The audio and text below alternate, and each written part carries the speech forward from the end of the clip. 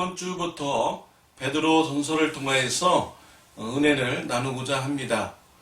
베드로 전서는 사도 베드로가 성령의 감동을 받아서 기록을 하였습니다.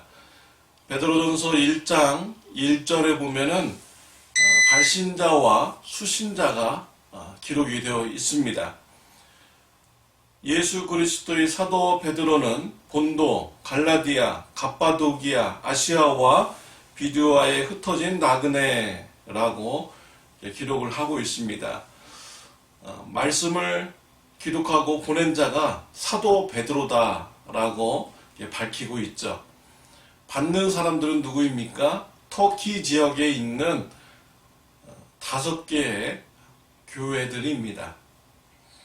본도, 갈라디아, 갑바도기아, 아시아, 비두아에 있는 이런 초대교회들에게 베드로 전서가 보내어졌습니다.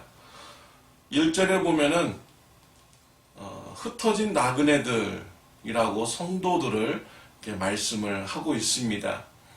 흩어지다, 원어로는요 디아스포라라는 이런 단어로 사용되어 있습니다.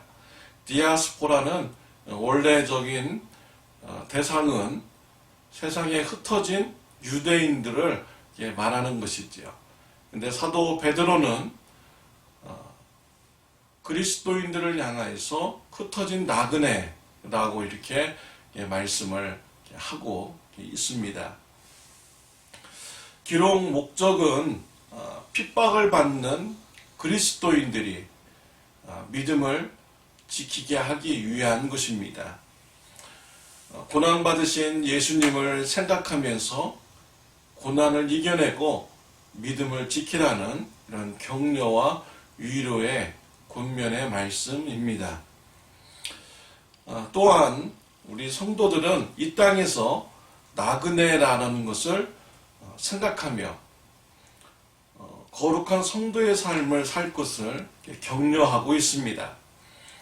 기록 장소는 베드로전서 5장 13절 말씀에 보면은 바벨론이라고 밝히고 있습니다. 바벨론이라는 나라는 이미 구약 시대에 멸망당했습니다. 그러니까 여기서 말하는 바벨론은 문자적 의미가 아닌 것이지요. 상징적인 그런 의미인 것입니다. 바벨론은 로마 제국을 말하는 것입니다.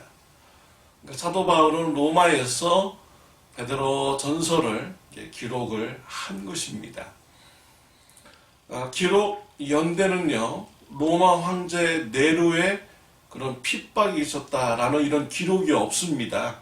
그래서 이것을 근거로 해서 로마 네로 황제 이전의 시대 62년부터 64년까지를 기록 연대로 성경학자들은 주장을 하고 있습니다. 오늘 본문은 베드로전서 2장의 말씀입니다. 2절 3절 말씀을 읽겠습니다. 갓난 아기들 같이 순전하고 신령한 젖을 사모하라. 이는 그로 말미암아 너희로 구원에 이르도록 자라게 하려 함이라. 너희가 주의 인자하심을 맛보았으면 그리하라 라고 했습니다. 갓난 아이를 통해서 신앙을 비유하고 있습니다.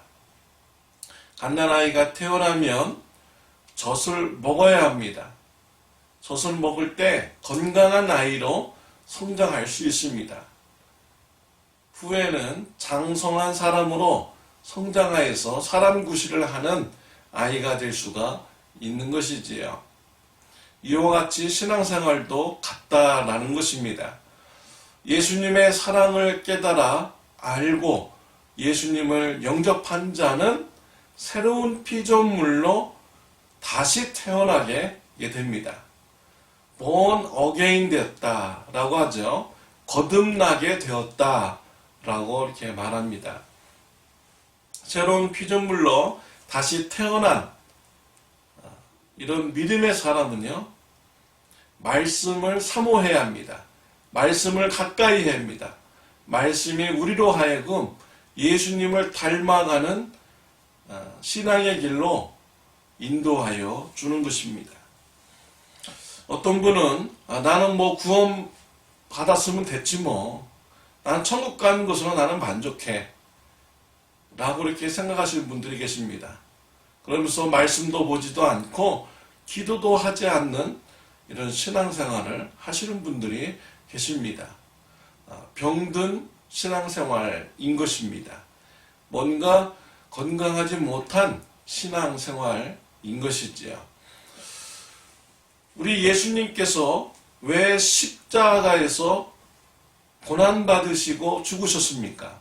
저와 여러분들의 죄를 용서함 받기 위해서 고난을 받으신 것입니다. 정말 예수님의 사랑의 은혜에 감사한 자라면 죄된 생활로 다시 돌아갈 수가 없는 것입니다. 예수님의 사랑을 알면서도 죄된 생활을 버리지 않고 죄된 삶을 좋아하는 자들은요, 예수님의 십자가의 사랑을, 십자가의 고난을 조롱하는 자들입니다. 예수님의 십자가의 고난에 대해서 감사함을 느끼지 못하는 자들인 것이죠. 예수님의 십자가의 고난이 나의 마음속에 정말로 감사하게 느껴지고 믿음으로 받아들여진다면 죄된 삶을 떠나게 되는 것입니다. 예수님을 닮아가는 삶으로 나아가게 되는 것이죠. 말씀을 가까이 하며 죄된 삶을 버리고 예수님을 닮아가는 성화의 축복이 저와 여러분들에게 있으시기를 바랍니다. 4절 5절에 보면 사람에게는 버림바가 되었으나 하나님께서는 택하심을 입은 보배로운 산돌이신 예수께 나아가 너희도 산돌같이 신령한 집으로 세워지고 라고 했습니다. 예수님을 산돌로 비유하였습니다. 왜 예수님이 산돌이십니까? 예수님은 사람들에게 버려진 돌이었습니다.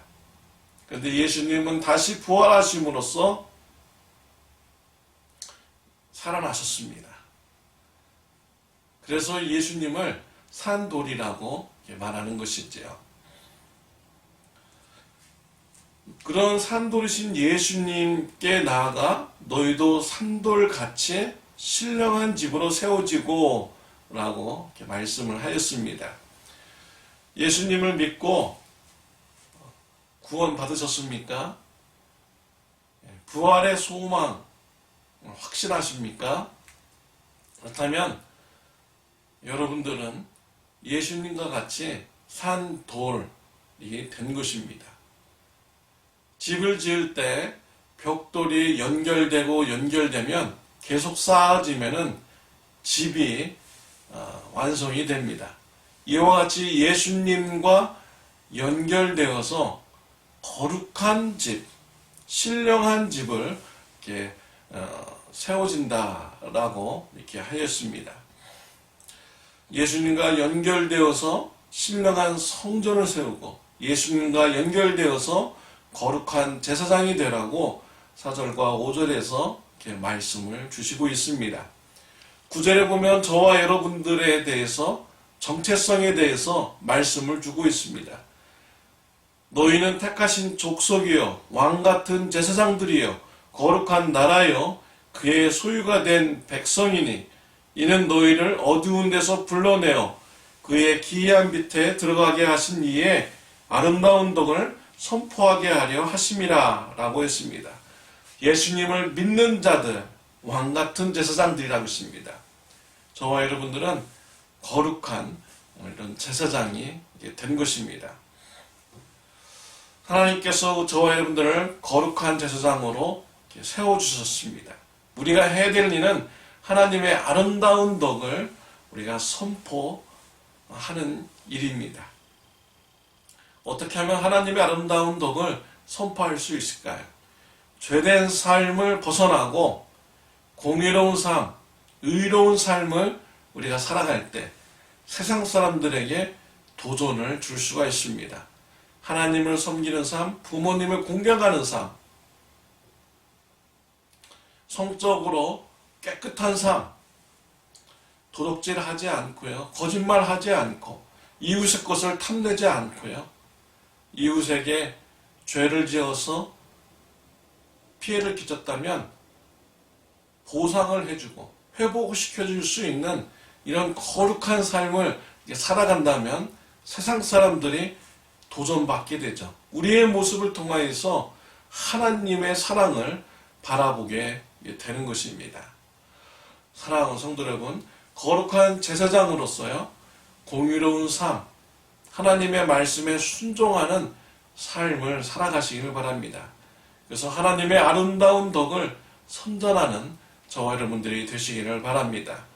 우리를 위해서 구원하여 주신 예수님의 십자가의 사랑을 우리가 기억하고 감사하며 거룩한 제사장으로서 살아가는 저와 여러분들이 되시기를 바랍니다. 기도드리겠습니다. 하나님 아버지 감사합니다.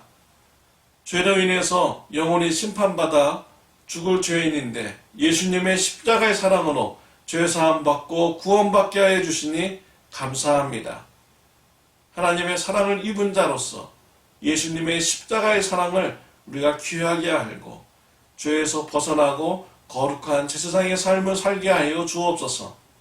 거룩한 삶을 통하여서 하나님의 아름다운 덕을 선포하고 선전하는 귀한 일이 일어나게 하여 주옵소서. 예수님의 이름으로 기도드렸습니다. 아멘.